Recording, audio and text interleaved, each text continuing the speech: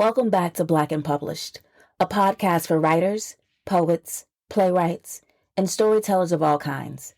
I'm your host, Nikisha Elise Williams, a 2-time Emmy Award-winning producer, award-winning author, publisher, all that good stuff. Today, we're talking with Monica M. Brown, author of Only One: How to Be a Badass Boss in Corporate America, which was published by my company, New Reads Publications, in May 2020. Monica is a deeply accomplished and results-driven senior executive. She has worked for several Fortune 500 companies, including AT&T, Comcast, NBC Universal, and SiriusXM Pandora. Monica has received multiple awards for her contributions to the IT industry. In 2016, she received the Women of Color STEM Special Recognition Award and was featured in the 2017 and 2018 edition of Who's Who in Black Atlanta. Monica has also served as a mentor for multiple organizations, including the Information Technology Senior Management Forum.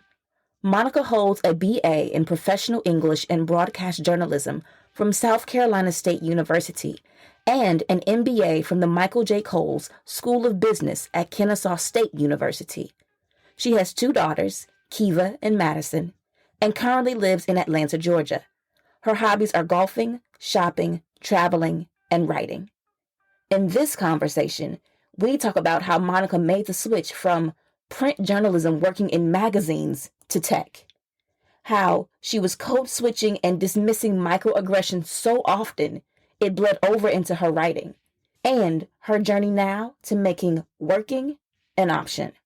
Black and Published family, let's welcome Monica to the show.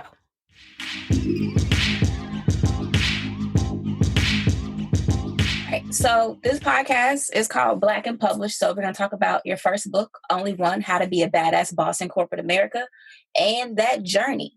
So my first question is, when did you know that you were a writer? Oh my God. I knew I was a writer ever since I was a kid. In school, I loved writing. English was always my favorite topic. I went to college to study English, to study journalism. So my bachelor's degree is in English and professional journalism. So I've always wanted to be on the creative side. Of course, like we've talked about in the past, my career took a turn. Once I moved to Atlanta, I started out in journalistic roles. I started out as an admin and a writer for Upscale magazine. And right before that, I came to Atlanta to be a part of the Olympics. So always a part of that media writing, creative side. So I knew ever since I was small, I wanted to be a writer. I had conflicting things going on in my life, like feed a child or be a starving artist. And of course, feed the child, took precedence over being a starving artist. So I had to kind of take a turn into the technology world, which has proven to be great. But yeah, ever since I was small, that creative gene has always been a part of my DNA. And so you talk about that turn very, very early in the book, in Only One, how you went from, not making any money as a journalist, because you don't make any money as a journalist, especially starting out, to going to a major, major corporation. So what was that like, knowing you were creative, but then moving into tech that seems to be so not creative? And it does have that not creative feel. The turn was interesting because I do talk about that in the book. I have friends that I went to high school with that are like, oh, you're a writer. If you're looking for something, they're writing jobs within corporate America. You can make more money. So I ended up as a technical writer, which of course doesn't sound sexy, and it really isn't. But I was a technical writer and really just writing scripts for call centers. When you call in, hey, my name is Monica Brown, this is recorded, all that other stuff. Those are the scripts that I actually ended up writing. So I still felt somewhat connected when I started in technology. Then I learned about other roles and became attracted to other roles, and that's how I ended up progressing. But the into corporate America was still using my writing skills. And that's how I got my foot in the door, using my writing as the conduit to get into technology. So random question, do you judge customer service call centers when you call and they don't say the script right or they're kind of rude? Like, do you get mad about that? All the time. Absolutely. because I know you have a script, and this is a personal pet peeve. I don't know how you pull this out of me, but if there's a script, I really need you to learn how to learn how to veer away from the script when it's necessary versus just giving me just a canned answer. Sometimes the canned answer doesn't work. So I really need that balance, but absolutely. And you call in and then they got to stumble or start over or something like that. I'm like, I know it's right in front of the screen. It's literally right there. You just have to read it. just read it. It was written for you. Just use it, and we can continue with this call. So yeah. Wow, I think the next time I'm on the phone with customer service and it's not right, I'm going to tell them to go back to their script. Go back to the script. Yeah, because all of them have to say the same thing, and there are legal ramifications if you don't do it in that way. And then, towards the end, you can figure out, the creative ways to get the call resolved. But when they first call in, you have to say those things. And there are people that listen to the calls that if you don't do it right, you actually get graded on how well you manage the call and how you follow the script. Yeah, they're always asking you for a survey at the end to rate them on the call. And that goes against your performance. So if you get ones all the time, it's a problem. It really is a problem. So how did you parlay that from writing scripts for customer service call centers into this 20 plus year career in corporate America at major companies, to then write about that entire experience in your book? What does that journey look like? The journey is based on true initiative and observation. I took the initiative to learn. I took the initiative to figure out. And what the one thing I will say is when you're in conversations and you're in meetings with people and they're saying all of this stuff and you're like, that really wasn't a smart answer. And everybody's like, oh my God, that's like, oh Lord, that is the major. And I'm saying to myself, I can do that. Like that. That's all it takes to be that person and get that title and have that paycheck. Let me figure out how I can maneuver myself into this process. And during the maneuvering process is when I found out, not that I didn't know that I was a Black woman, but that's what I found out, that being Black and a woman has other implications, if you will, because for Brett, who probably didn't really have much of a struggle getting in that role, and Brett is the name I usually use, so I'm not trying to offend anybody named Brett, so I apologize, but Brett, it didn't have, a struggle getting into that role, but here I am having to constantly be judged and prove myself and be scrutinized for whatever reason.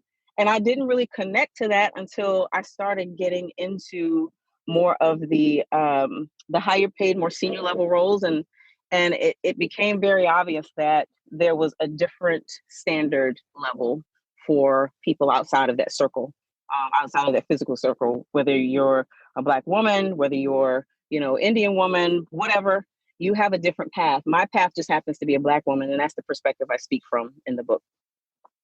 So at what point did you realize that your story and your perspective as a Black woman on this path in corporate America in tech, with all these different nuanced experiences, was a story that you wanted to tell and put on paper and put into people's hands?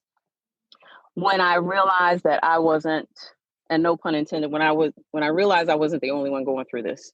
When I heard the stories of other Black women, other successful Black women, other women that have achieved multiple awards and accolades and positions, say things like, hey, this happened to me and this happened to me. And I'm like, but you're, so-and-so CIO of this company, and you're sitting here telling me that you went through the same thing. How is that possible? The stories were similar. And the second piece of it that made me realize I needed to put experience to paper was when I started really mentoring and I started listening to other young women talk to me that has a minority view, specifically Black women, and it needs to be talked about and it needs to be shared. And you've done that in this book. And I would say for those who aren't personally mentored by you, it could serve as a bit of mentorship because you drop gems and applicable knowledge. But what I want to ask is that in the stories that you heard from your mentees before you started writing, what did they teach you? Oh man, they taught me, wow. I love that question. They taught me that my experience is valuable and that I didn't go through what I went through for nothing. They taught me that I knew I was naive and I knew I didn't know a lot, but they validated that it was okay that I didn't know, because I was really hard on myself because I felt like I should have known, I should have known. And they literally validated the fact that I didn't know, nobody taught me, I didn't have any mentors early in my career, and that it was okay. The mistakes that I made were actually valuable mistakes and my experience is valid. So I think, just giving back was able to shed light on some of the things that I was hard on myself about, and they actually helped me with, okay, this is something that was good, even though I didn't feel good at the time. It was something that I learned from, and I'm able to now share with them, and hopefully that they don't have to go through the same thing. You talk about your mistakes. What are some mistakes that you had to learn from in your journey? Being too relaxed, being too relaxed in the fact that I know what I'm doing, and not that I didn't know what I was doing, but I had to not be too relaxed because I needed to be better than everyone else. And that was a mistake. I thought because I had done a good job on one thing, that would automatically put this grand light on me. Oh, Monica's this and Monica's that. She did a good job. And that wasn't the case. I got too relaxed in the fact that I thought I was really good at what I did, and that was enough. And I didn't really feel like I needed to do above and beyond to get to the next level.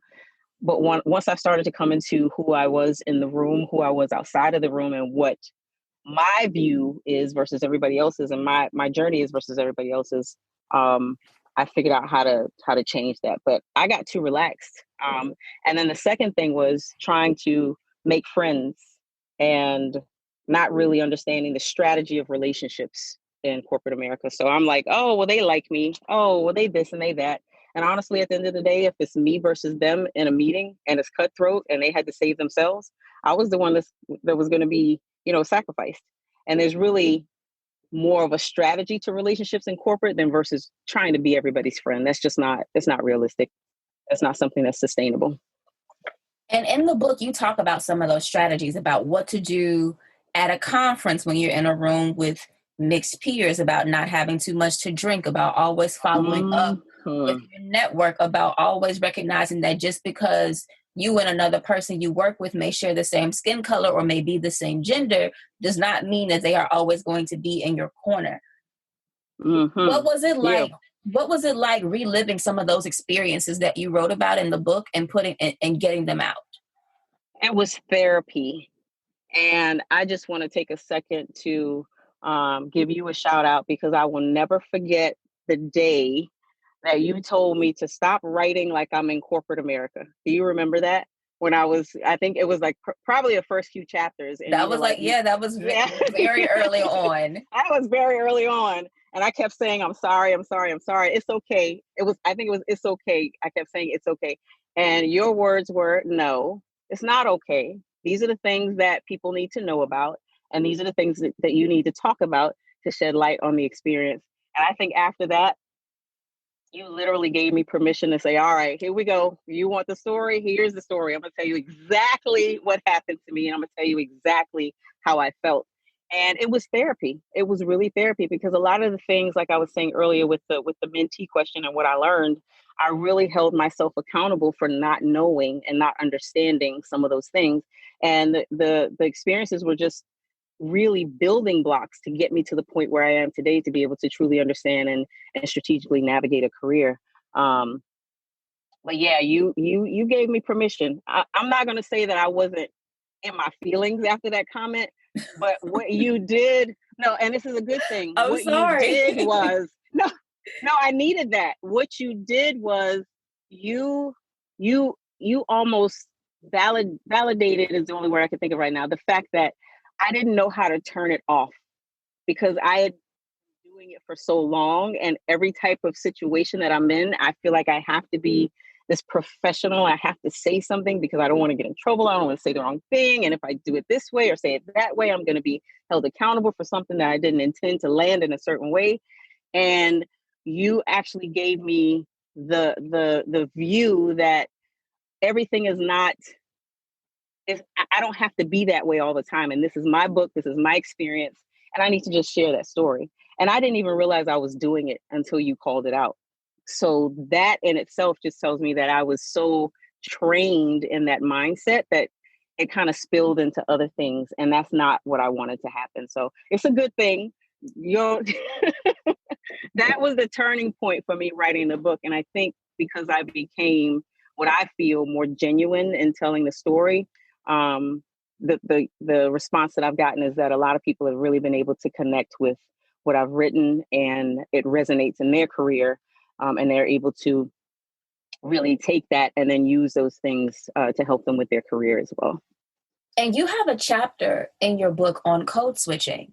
And what I noticed when I made that comment was that you had 20 some odd years of code switching intentionally to position yourself to be in the place that you are now and these senior level positions in corporations. And so you almost had to cloak your natural voice and how you would be naturally because of the environment that you were in.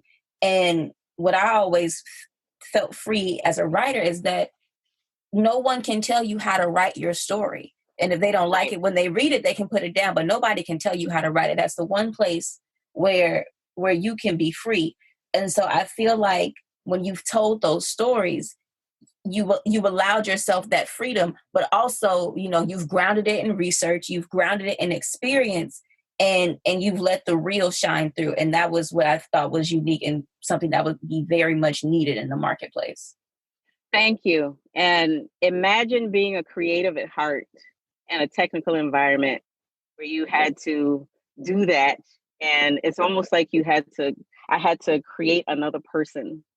And that's where the code switching was. And there's a part in the book where I talk about, it's almost like being a prize fighter. You're fighting and you're in the ring and you have to, be on the side. You're one person while you're outside of the ring, but inside of the ring, you have to get yourself ready to go in for the fight. It's a different type of mentality. It's a different type of way that you have to be. And that's one of the things that I really wanted to share with a lot of the mentees that I've had is, the perception is, okay, if I take this training class, I'm going to get promoted. If I take this, get this degree, I'm going to get promoted. Or if I do this project, I'm going to get promoted. And there's so much more to it than that. It's not just a checkbox. It's more than that. And that ties back to, you have to do certain things that may not be necessarily aligned with your natural person. It's okay as long as you don't lose who that natural person is. And I think somewhere in the shuffle, because I had been in corporate America for so long, a lot of that was starting to become who I was. And it really wasn't my natural self. So it's I don't know if I'm explaining it well, but it's almost like I had to be in that limelight that way for so long. It was hard for me to turn it off, and really be my natural person. So I'm creative at heart in a technical environment that wants to laugh and joke and tell crazy stories and be my natural self. But then I have to be this person when I'm in the room, and then, manage these relationships and have this way of talking. And yes, I golf, and yes, I do this, and yes, I do that. And then when I get home, it's like, hey, I'm exhausted because I'm literally putting energy out to create this thing that, is not naturally who I am. Now, flipping that needs to be done though, for you to get into that circle. So it's managing and balancing that, which is where I didn't know how to do that because I wasn't taught that I needed to balance it. I figured that's who I needed to be all the time. And that's the person that was going to get me to the next level. And it worked, but it's really balancing your natural self with who you need to be to get these positions. And then once you get those positions, making sure that you reach back and pull other people in. There's so many different directions to go. I know. Do you feel now, after writing this book and me having called that out, do you feel more free now at your job and still in corporate America? Yes. And there are two dynamics to that. I do feel that I'm allowed to bring my authentic self, which is a phrase that a lot of people use now. I'm free and I'm comfortable with bringing my authentic self. So the flip from where I was when I started my career to now is that I'm not looking just for a job to give me a paycheck. I'm looking for a job where they will accept my authentic self and the culture works for me as much as it works for them, the benefits of having me in their leadership team, which is different than where I was even a few years ago. And having a culture that's accepting of you and embracing you, your whole person. And they're like, oh, well, we know who you are. We just need you to come in and do the work. You know, you're Monica, you're this. We know that. We accept that. And we actually promote it. And that's where I am now with this Canadian-based company called Two Cows. Man, they have fully put their arms around me. Just about everything that I've done, they're reposting, they're talking about it inside the company. They've actually bought copies of my book. I had a fireside chat inside of the company where they invited the whole company to watch me be interviewed by one of the HR, one of my coworkers who's in HR. They have totally wrapped themselves around me. And that has absolutely never happened in my career. And it's going to be hard to eventually leave if I decide to leave that company because I've never had that before. And it's something that I think a lot of people strive to get in their career. And it's a very rare find. So, you know, now I'm not looking just for a job. I'm looking for a place where I can bring myself and everybody's cool with who I am. And I can do a great job at the same time. That's awesome. That's a whole testimony, first of all. Yes. And yes. so in discovering that for yourself, is that something that you feel readers can get out of your book? That they can play the game but still show up authentically, or does it take time to do one before you can do the other? It takes time because you first have to understand who you are as a person, what makes you function, what makes you what motivates you in a company and a job. And then you have to understand how you influence your surroundings. So you need jobs to be able to manage that. And you actually probably would benefit from having a couple of, you know, pretty sucky jobs so you can understand what that feels like, right? Because you don't know what's good unless you have bad. You got to have that yin and yang to be able to tell the difference. But until you really get to the point where you know who you are and you can embrace that and you've truly connected with what's good for you and what's not, you won't be able to find that utopian state until you've arrived or you've matured in yourself. Self-awareness, I talk about, emotional intelligence, what it takes to play this game, because it is a game. And you have to understand how to play the game as you, right? Because what I do is different than what Nikisha needs to do to manage herself in those situations. So until you become one with you and understand yourself to the core and how, you know, you coming to work every day changes, or, you know, how you interpret certain situations and manage those emotionally and the self-awareness that goes along with it, that utopian state is going to be far away because you won't even recognize it when you get it unless you know who you are. So that the first part needs to happen, and then I think the second part will naturally come eventually. How do you balance these two different sides of yourself, this duality? I know it's now being embraced at your new company, but you're still very much a corporate executive. And then you're also this creative and great writer who I happen to know is not just working on your own story and only one, but something else. So how do you balance those two very different sides of you? I guess the left brain and the right brain. The left brain and the right brain, two competing brains in one head. How does one go to sleep at night when you have to think about work and stuff that you have to do, and then you have all these people talking to you in voices that you need to get out of your system? It's hard because even in that too, as you know, there's family balance that has to go in along with that as well. So I'm not only, you know, the corporate executive. I'm not only the creative person on the side. I'm also a mom. I also take care of my mom. I also have other projects that I'm working on. And my crazy self actually wants to write another book and has started writing another book. So, but truth be told, if I didn't have all of this going on, I would probably go crazy. So I think the balance is having the multiple outlets and being able to still do my professional side, which actually benefits me in the creative world, and vice versa. So it's almost like using both of them to play against each other in a more beneficial way. Because I can bring, I can be in a meeting and then at the end I'll make a statement and everybody's laughing because I made a statement about something. And it's bringing that personal side of it and that creative side of it and taking something that otherwise would have been a very sticky, very, straightforward situation and putting a little spin on it. And then everybody leaves the call. Okay, bye. Have a great day. Have a great. It's making the two benefit each other, and that's what I've been trying to do. But if I didn't have all of these outlets, I don't know what I would do. I don't know. I have to have both of them. And I think I've done the professional long enough where if the creative took over and I'm still doing a bit of the professional, I would be okay. But it's a balance, but I need both of them to survive, basically. Awesome. So I'm going to put a pin in that, and I want to go to our speed round before I ask you our very last question. You ready? I think so. Don't be intimidated. You got okay. All right. Okay. Favorite book? Oh, favorite. Oh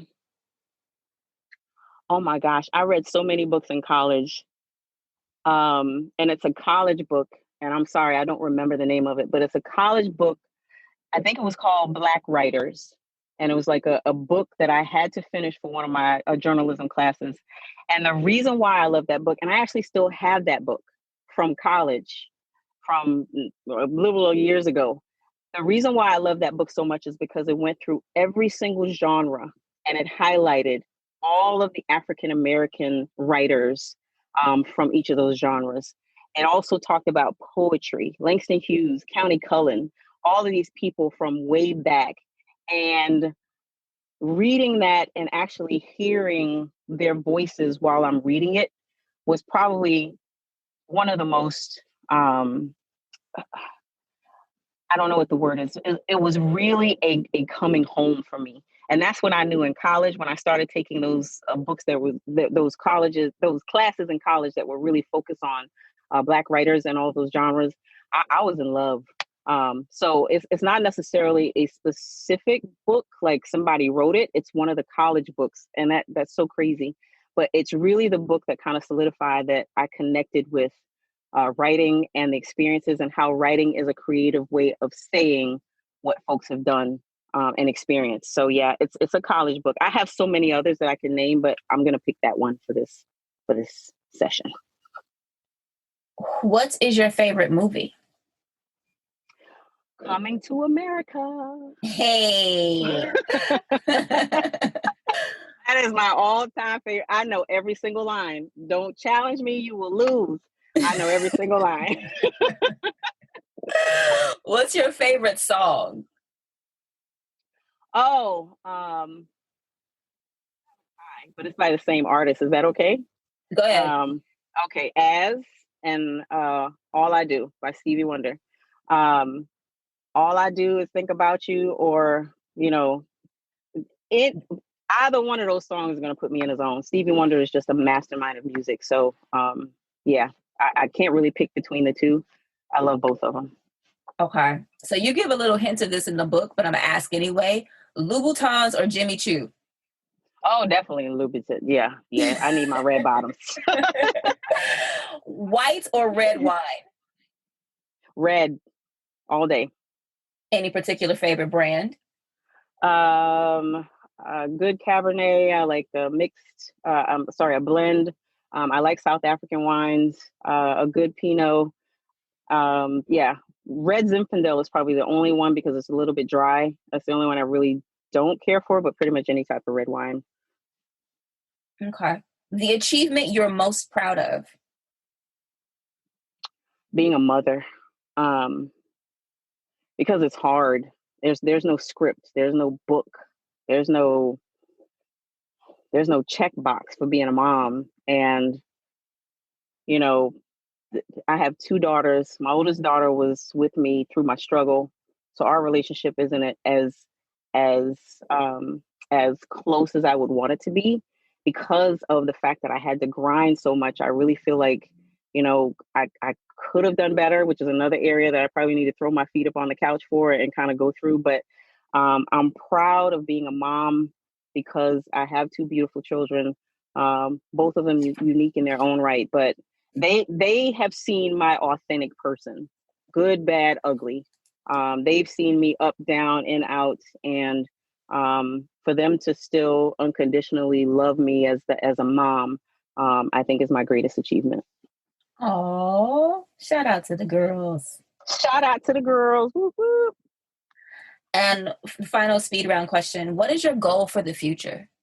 In any arena that you are in, because you are in many, ma'am.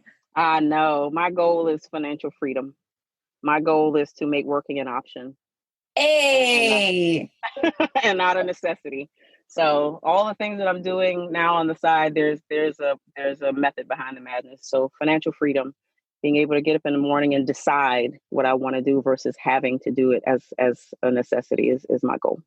Oh, I feel that thing in my soul. The girl, all the way down.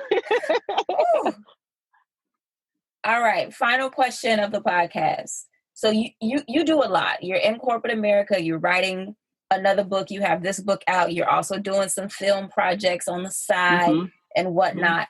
And you're on this quest to be the ultimate decider of the course of your life. So when you are no longer here on this earth and someone decides to write about you, what would you like them to say about you and your legacy? I want them to say that despite all the hard work and all of the hours that I put in to position myself, I want them to say that I prioritized having fun and loving the life that you were given. And I also want them to say that I was a motivator for other people, because I'm very quick to coerce and convince folks to do things that they've wanted to do. So if you ever meet me and you say, hey, I want to do this, my next response is, well, why aren't you doing it? And I really want to make sure that when people talk about me, they don't just say, she worked hard and she really, did all these things for her career. I want them to say that I actually motivated other people and that I wanted to have fun. And then, at the end of the book, they need to have a chapter about martinis, because I like martinis. And I want them to talk about that too. And wine, as we just talked about. So, but yeah, just being that person. I just want to be that person to motivate somebody into their dreams, because a lot of people pigeonhole themselves because they don't feel like they're valuable or they're worthy, and everybody's worthy and valuable of whatever dreams that they have. They just need to go get it. And I really feel like, I hope people can feel that from me, that I'm that person that would really want to pull that out of them, because life is too short. So there's no need for you to wait to build your dreams. But yeah, martinis, work hard, definitely enjoy life, and really, really being that person to motivate other people into their future. All right. Well, I'm going to drop the mic on that. Just go get it. You heard it here first. Just go get it. Just go get it. You got to go get it, because nobody's going to give it to you, right? Exactly. So you got to go get it, because if you wait for other people, you never get it. Never. Yeah. Big thank you to Monica for being here today on Black and Published. Make sure you check out Monica's book, Only One, How to Be a Badass Boss in Corporate America. And if you're not following her on the socials, follow her at Ms. Monica B. That's MsMonicabee on Instagram. That's our show for the week. If you liked this episode and want more Black and Published, go ahead and hit that subscribe button on your podcast platform of choice. You can also leave us a rating, a review, a comment. Let us know who else you want to hear on the show. You can also follow Black and Published at Black and Published on Instagram and Twitter. That's at BLK and Published. And to keep up with me, head to newrights.com or follow me on Twitter and Instagram at Nikisha_Elise. That's our show. I'll holler at y'all next week. Peace.